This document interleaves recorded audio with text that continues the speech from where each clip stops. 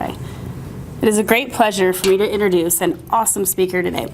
He is a gracious and giving man, a man that I personally admire. His gifts and talents are abundant. He's an author who has published 5 books and is soon to be releasing his 6th book with a very fitting title called Audience Connection. He's a talented magician that has performed all the way from Quito, Ecuador to Sacramento, California. He performs in front of incredible crowds, amazing people of all ages and occasions. He has spent most of his life in service to others. He holds a Master's in Divinity degree and currently serves as a chaplain in the Air National Guard. His crowning achievement in his life is the birth of his adorable son, Kyson, who is now just 6 months old. He and his beautiful wife now reside in Reno, Nevada. It is our pleasure to welcome him today as he shares his keynote speech titled Giving Back. Please help me welcome the amazing Donny Crandell.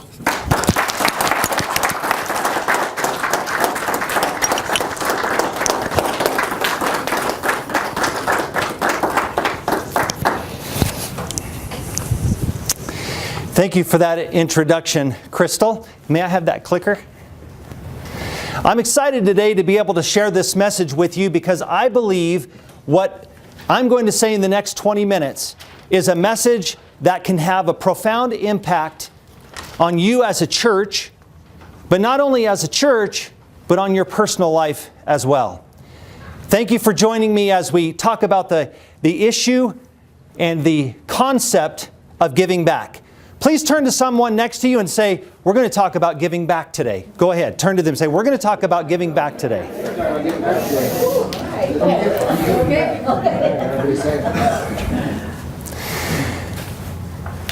As I look around at successful companies, businesses, organizations, programs, and especially volunteer organizations, I find that there's a thread that they all have in common, something that unites them. And you may be tempted to think, well, the uniting factor in successful companies and groups and businesses is that they have lots of money. Is money a good thing? It's not a trick question. It can be very helpful to a group or program, but it's not money. There are groups that have lots of money, but may not have the concept of giving back. Another area is that of branding or marketing. Is good marketing very positive for a business? Yeah. It's very positive. It can help, but it's not even that quality that ties them together with the concept I want to talk about today. And then there are youthfulness. We may think, well, those companies that are thriving and vibrant have a lot of youth. Youth can bring a lot of energy to the table. But they can bring a lot of pain and trouble to the table too. It's not youth. There's something, though, that does tie all of them together, and it's none of these. I think what ties organizations together, especially volunteer organizations, and makes them vibrant, organizationally healthy, and have future promise, is this concept right here. There are people in the organization who are involved and committed to giving back.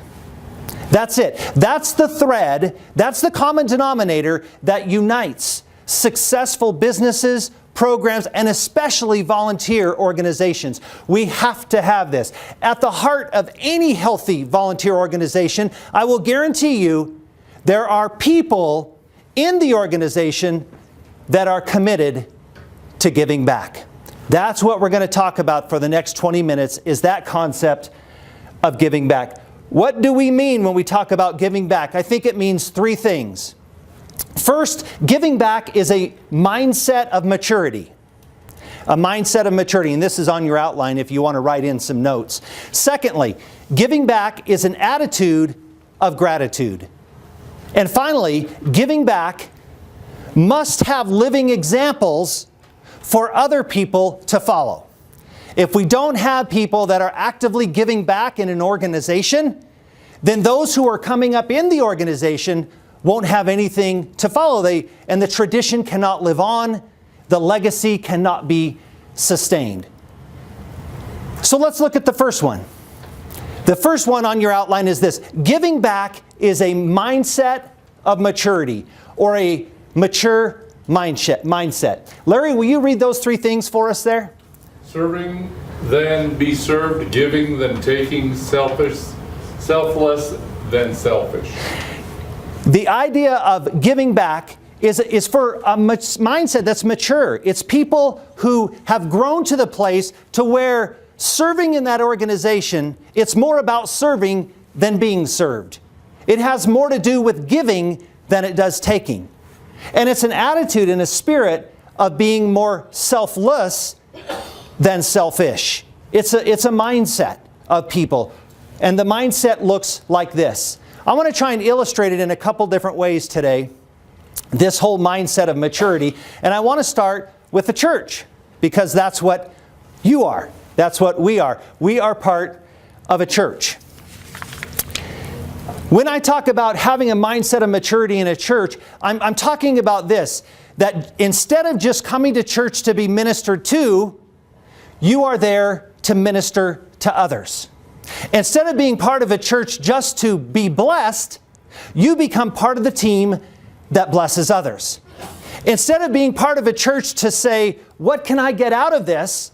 You become part of a church to ask the question, what can I give to this?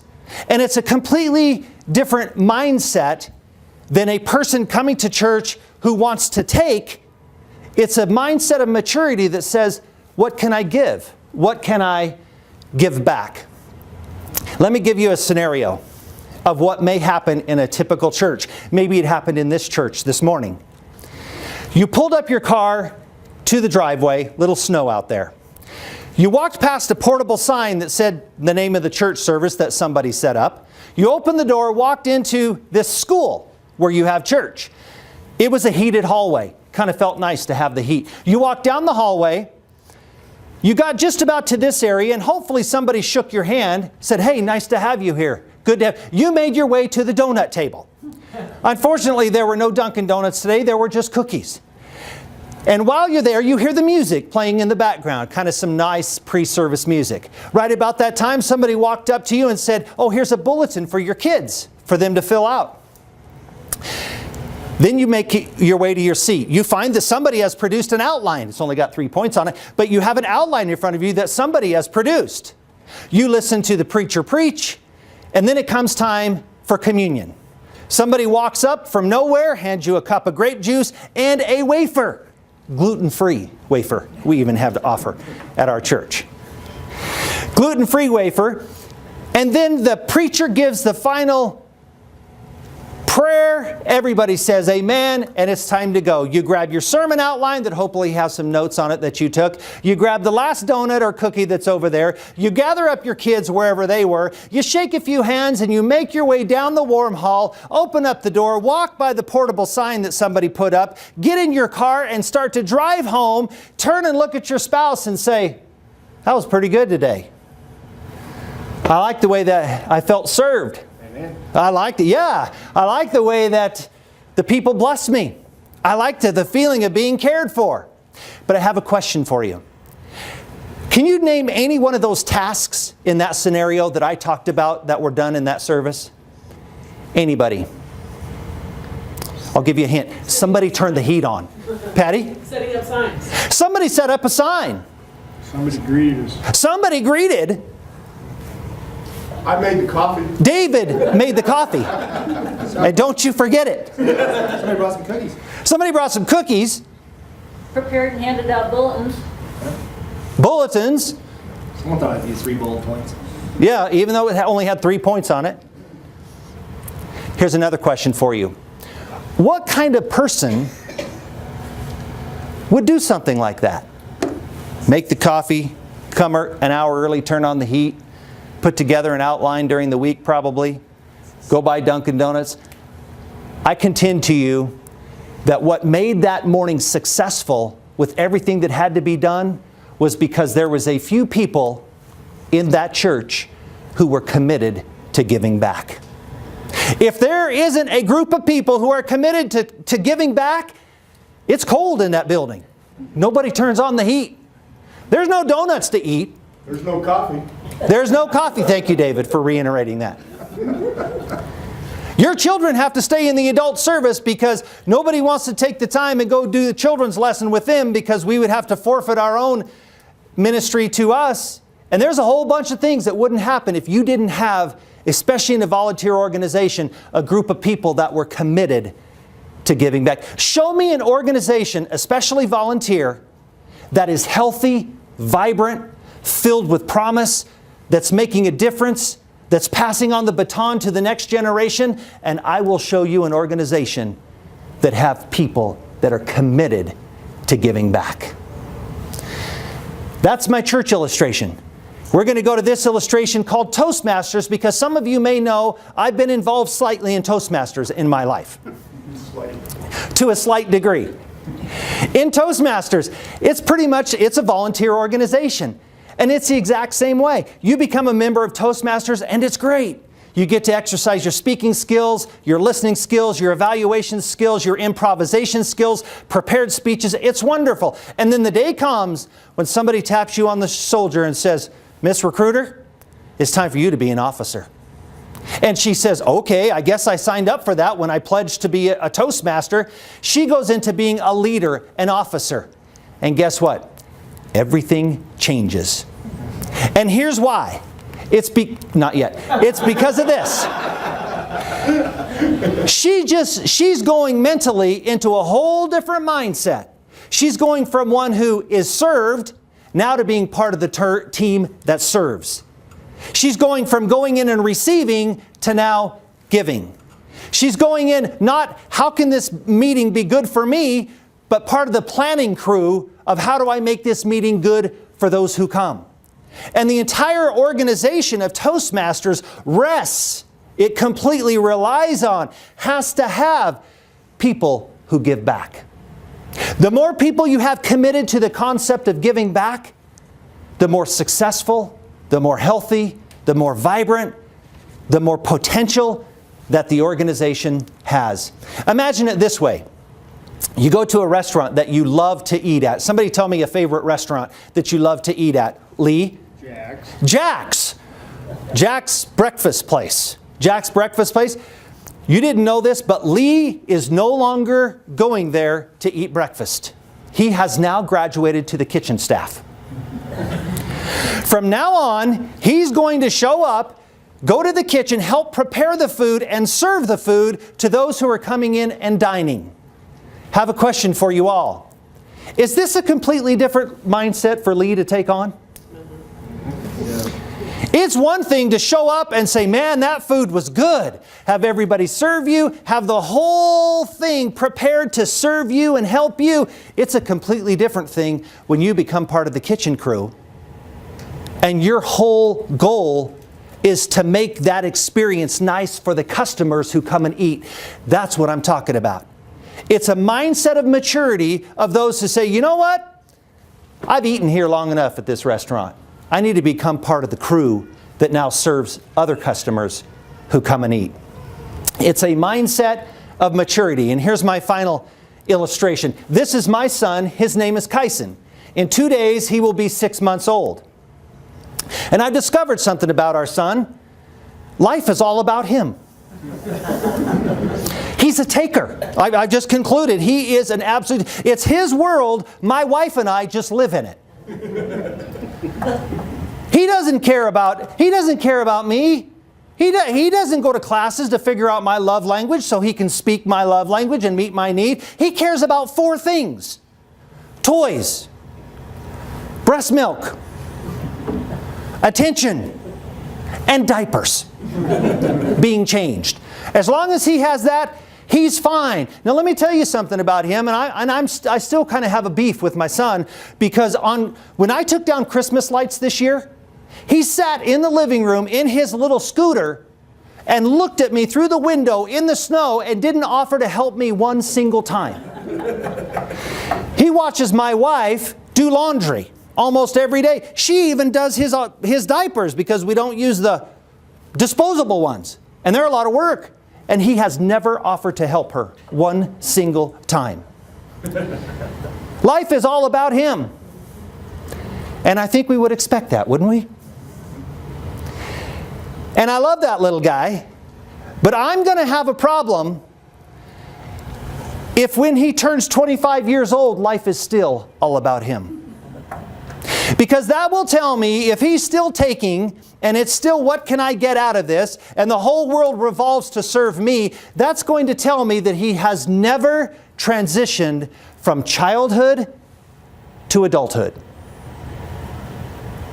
And the mindset of maturity in an organization, especially like a church, it's absolutely crucial, necessary to its health, vibrancy, its longevity, sustainability, that it has people who have graduated from childhood to adulthood and said, you know what?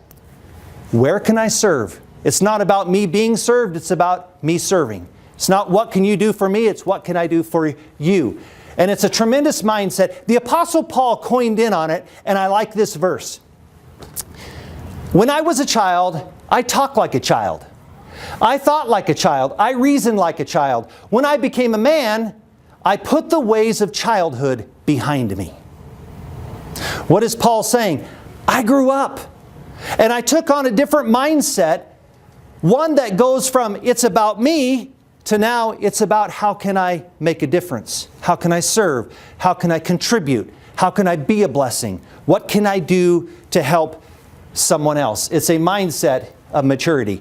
The second aspect of giving back is this. Giving back is an attitude of, say it with me, gratitude. Attitude of gratitude. We're talking about these words, appreciation, thankfulness, and gratitude. It's an attitude of gratitude. It's giving back because we're thankful for something that we have experienced. And let me start right here. You can't see me very well, but I'm number one. That's me. And my dad is in the back. My dad's a very big man. He was then, he is now.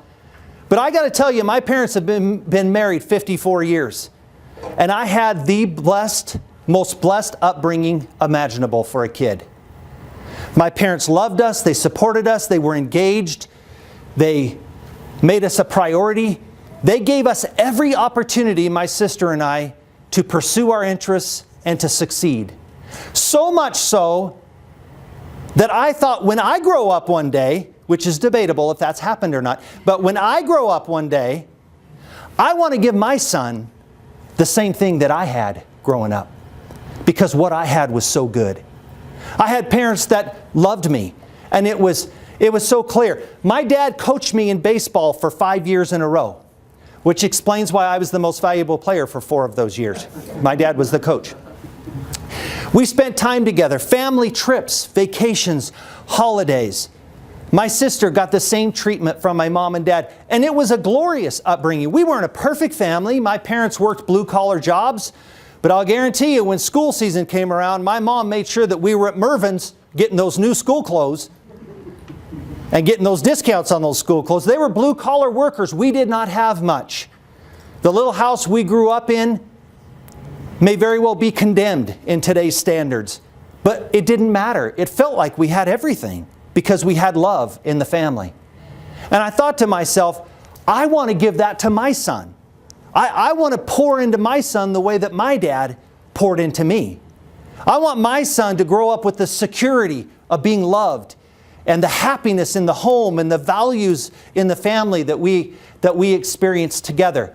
My dad worked at the same job for 28 years, and he didn't like it.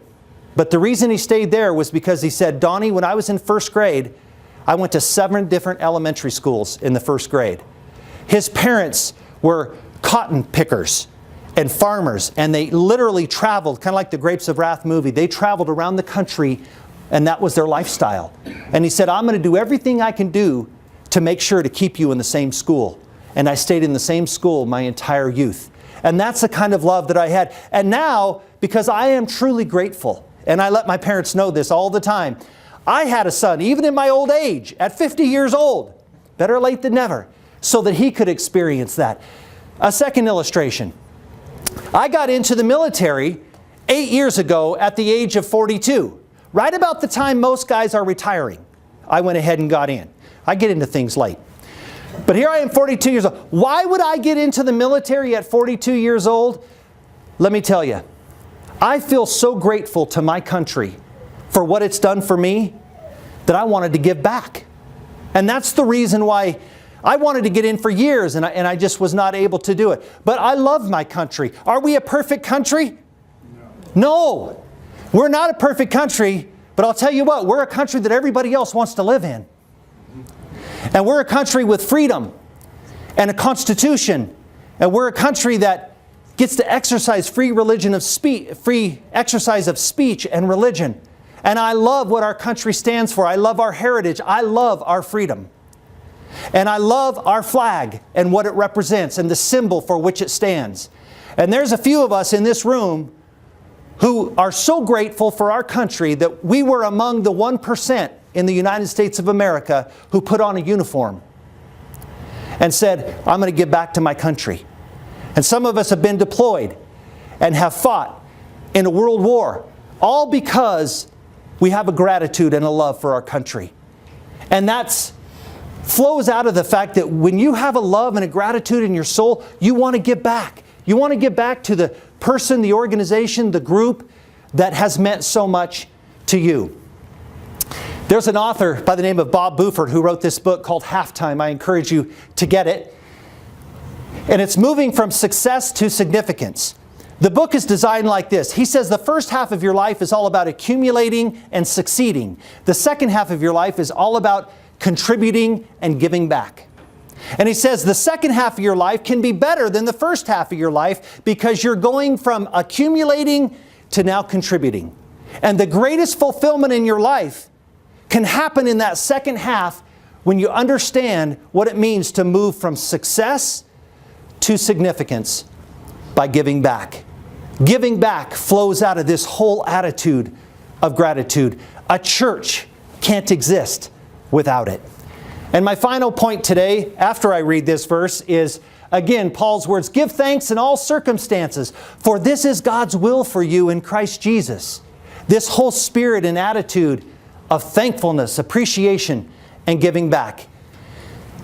And this leads me to my third point this morning. Giving back will leave an example to follow and a legacy to sustain. When we give back, we must have living examples of giving back to keep a tradition alive and an organization healthy. If we don't have examples of that, the next generation will never know what it means to give back. They won't see it. And they will probably not give back because they haven't seen any examples of it. So I want to talk about two real quick, and then we'll end this today. First of all is this organization called the Salvation Army. Have you ever heard of it? Yes. Real small organization, exists all over. Yeah, I know you have. There's a very cool program in the Salvation Army called the Adult Rehabilitation Center for Men. I spoke at one of these in Southern California. And this is how it works. If you have an addiction or a life-threatening problem, you can become part of this program, and it's free room and board. You live with the rest of the men that are going in this program. And then what you do during the day is they all have a warehouse connected to your living quarters. And in that warehouse is all the stuff, I'll say stuff instead of junk, that people have donated to the Salvation Army that are in this warehouse. And the guys who are in the treatment program will fix up furniture that's broken, bicycles that are broken, beds that need to be repaired, all kinds of stuff. And then they will take those things at the warehouse and they will take them to the Salvation Army thrift store. And then you and I will go back and buy the same things we donated 6 months earlier that are now fixed up. And we think, oh, that'd be a great piece of furniture to stain right there, not knowing it was the one we donated. Here's what's really cool. The guys in the program, when they graduate, they all give back and pour back in. So that the guys who are in the program, they get this example of guys who have already graduated who are now giving back to the program. So guess what happens when the guys who are in the program graduate? They do the same thing. They now sign up and say, hey, I've graduated. Where do you want me in the warehouse? Who can I mentor? How can I give back? And it just continues on in the organization. And the whole giving back concept happens because there was some examples of people who were doing it. And that's what it takes. I'll give you another example. This would be Christina, and would be Talisa Crandell in the corner, my wife. Christina was part of the Big Sister, Little Sisters program. Have you heard of that? My wife saw the dynamics of this happening where ladies would mentor younger ladies, and my wife decided to sign up. So she became a big sister to this young lady named Christina. The time came for Christina to go to the military. She signed up. She was headed to boot camp. My wife gets a call. Guess who Christina wants to talk to and pray with before she heads off to boot camp? Her big sister, my wife. My wife met her in Sacramento. My wife gave her a Bible. They were able to talk and able to pray together. And my guess is one day, this young lady, when she grows up, she's going to be a big sister to somebody else. And the reason why? Because she saw an example of it in her own life. And it's the living examples of those who are giving back and pouring into other people that provide us the desire or encourage our desire and encourage our passion to want to give back ourselves. So I close with this. Giving back, it takes time, but it's worth it. It's not easy, but it's rewarding. It requires sacrifice, but to whom much is given, much is expected. So today, in summary of what we've talked about, giving back, it's a mindset of maturity. Giving back, it's an attitude of gratitude. And finally, giving back, it has to have living examples so that the next generation can see it in motion, so that the next generation can take the baton and the cycle can continue.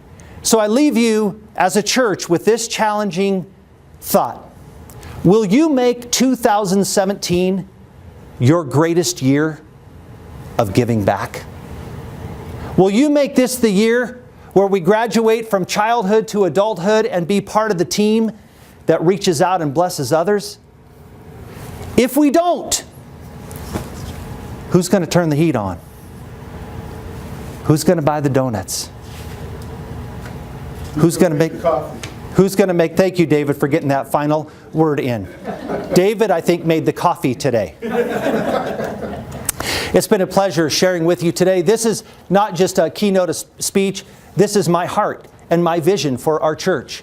My wife and I have been doing this for 2 years. Other people have been committed for 2 years, basically doing it on top of working a full-time job. Why would I do this? Because I think I'm going to get another star on my crown? Has nothing to do with it. It's because I believe in what I'm doing. And I have so much gratitude in my heart. And I want to have the kind of maturity as a person that says, you know what, it's not about me anymore. I want to give back. And that's what I pray for the rest of us. Thank you very much.